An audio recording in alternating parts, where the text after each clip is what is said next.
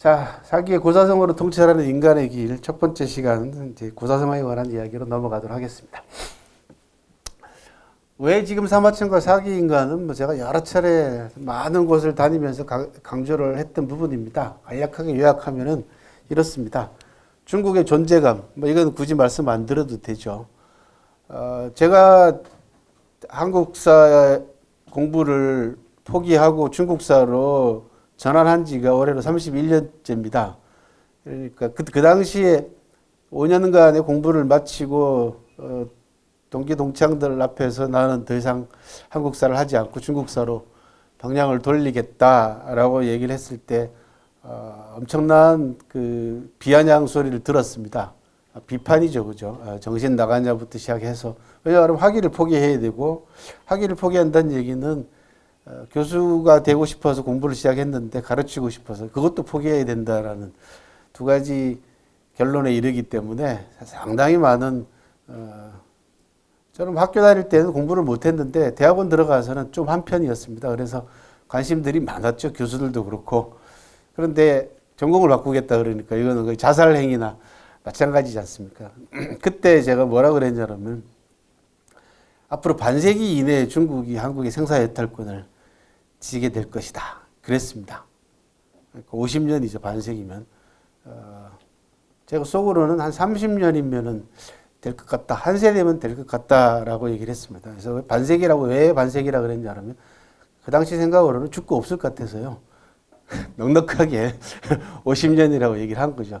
올해로 31년째인데 아시다시피 한국의 생사해탈권을 거의 특히 경제적인 측면에 있어서는 우리가 사드 사태에서 보셨다시피 중국의 영향력이라는 게 아주 엄청난 영향력으로 지금 다가오고 있고 남북 관계가 지금 풀려가고 있는 이런 상황에서 중국의 역할은 앞으로 더 커질 걸로 보입니다. 어떤 면에 있어서는 남북 관계가 풀림으로 해서 14억이라고 하는 중국 시장이 이제 내수 시장화될 가능성이 생김으로써 남북 관계의 여하에 따라서는 앞으로 우리나라의 제2의 국군 융성기도 가능하지 않겠냐라는 그런 전망을 해봅니다. 두 번째는 중국의 국가 전략 가운데에서 소프트파워 전략이라는 게 있습니다. 미국은 하드파워 전략입니다. 하드파워는 군사하고 정치입니다. 그러니까 말을 안 들면 가서 힘으로 누르고 정치에 개입했죠. 그죠? 그 전 세계 모든 지역의 분쟁 지역에 미국이 개입되지 않은 곳이 없지 않습니까? 지난 거의 100년 넘게 미국이 막강한 군사력을 가지고 전 세계를 호령해 왔습니다. 이거를 하드파워 전략이라고 합니다. 반면에 G2로 성장한 중국 입장에서는 미국의 하드파워 전략 가지고는 전 세계 사람들에게 존경과 마음을 얻을 수 없겠다라고 하는 결론을 내리죠. 그래서 우리는 그와 반대되는 대조적인 소프트파워 전략을 국가 전략으로 삼겠다. 소프트파워 전략에는 군사하고 정치 대신 뭐가 들어갈까요? 경제와 문화가 들어갑니다. 예, 경제와 문화가 들어갑니다. 경제는 우리의 물질 생활을 지배하는 부분이고 문화는 우리의 정신 생활을 지배하는 부분입니다. 그래서 막강한 경제력을 가지고 다른 나라에 경제 지원을 하거나 또는 도로를 비롯해서 철도를 비롯해서 인프라를 구축을 해주고 그 대가로 공자어학원을 비롯해서 공자 아카데미와 같은 문화 전파를 위한 전초기지를 전 세계 지금 현재 한 500군데 가까이 만들었습니다. 공자 아카데미가 우리나라도 한 작년까지 통계가 25군데가 공자 아카데미가 들어와 있으니까 우리나라가 제1호가 공자 아카데미 1호 우리나라에서 제일 먼저 생겼어요. 그리고 전 세계에다가 공자 아카데미, 공자어학원 이런 형태의 쉽게 얘기하면은 프랑스 문화원이나 독일 문화원 이런 형태의 문화원 형태를 만들어서 이름을 공자 아카데미라고 붙였습니다. 왜 전 세계 사람들에게 잘 알려져 있는 그리고 거부 반응이 거의 없는 공자를 앞에다가 세운 거죠. 중국의 가치를 전파하는데 이만한 인물이 없지 않습니까?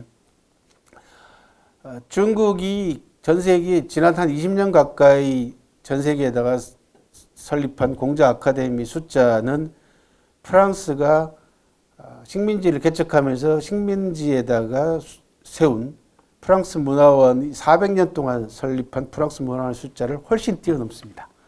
그러니까 그 기세가 얼마나 대단한가라는 걸 알 수가 있겠죠.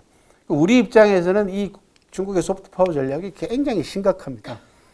다른 나라는 뭐 아프리카나 저 남미 같은 나라들, 중동 같은 나라들은 문화도 다르고 역사도 다르고 문자도 다르고 언어도 다르기 때문에 이 문화가 삶에 영향을 미치는 데까지는 일정한 시간이 걸리고 또 한계가 있죠. 그죠?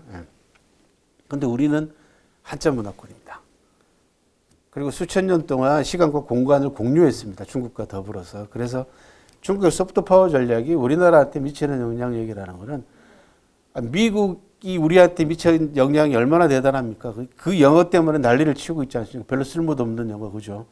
영어 쪼그라고 배워가지고 여러분들 미국 가가지고 몇 마디를 합니까? 외국 가 쓰지도 않고 지금 현실에 쓰는 용어라고는 시사 영어 정도, 그죠? 예.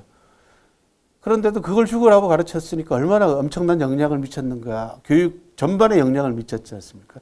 그 영향력하고 중국의 영향력하고는 상대도 안 될 만큼 커진다는 거죠, 이 부분이. 그렇게 되면은 우리의 정체성 문제까지도 아마 앞으로 거론될 가능성이 큽니다. 왜냐하면 그런 시행착오를 반복한 적이 있어요, 우리가. 조선시대 때 보시면 알잖아요. 세종대왕께서 한글을 창제했음에도 불구하고 그거 안 쓰겠다고 양반들이, 그죠? 사대부들이 난리를 쳐가지고 그거 언문이라고 그러고 비하시키고, 그죠? 그런 역사가 있습니다. 그리고 명나라가 멸망하니까 조선시대 때 양반들이 뭐라 그랬습니까? 중화가, 그죠? 중국이 멸망을 했으니까 이제 우리가 소중하다. 우리가 작은 중국이다라고 얘기를 했습니다. 이게 정체성을 상실한 지배계층들이거든요. 그래서 우리한테 미칠 영향력은 중국의 그 국력과 중국의 경제력과 이런 부분들이 커지면 커질수록 심각해질 수밖에 없다라는 거고, 현재 교육 시스템으로 놓고 봐도 제2외국어는 중국어가 다 점령을 했죠. 그죠? 예. 이게 미국 영어하고 중국어가 바뀌는 날은 시간 문제다라는 겁니다.